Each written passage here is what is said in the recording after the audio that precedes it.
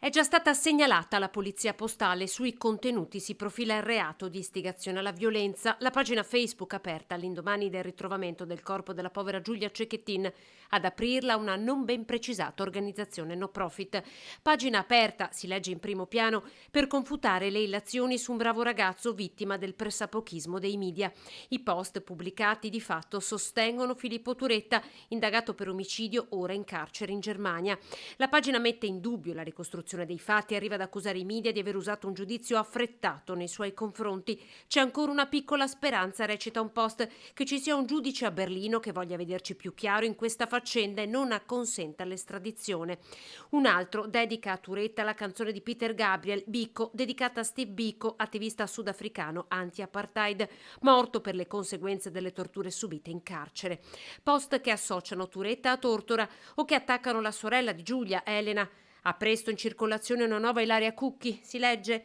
Tra i primi a segnalare la presenza di questi contenuti sul web alcuni avvocati, tra questi Francesca Ghislon, collaboratrice per anni del Centro Antiviolenza di Padova ed oggi nel consiglio direttivo del Cantiere delle Donne.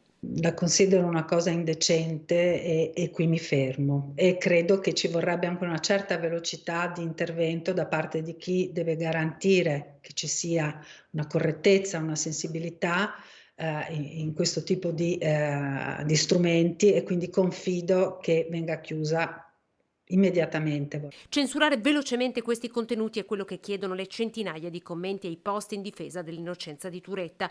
L'opinione pubblica ha anticipato le forze dell'ordine chiedendo la chiusura immediata della pagina. Costretti a giustificarsi anche quando denunciano, è questa la condizione cui talora sono sottoposte le donne vittime di violenza, conferma l'avvocato Ghislon. Questo è uno dei primi aspetti che dobbiamo combattere. Le donne vengono messe sempre in discussione quando accade un fatto del genere e le donne finiscono sotto accusa un'altra volta.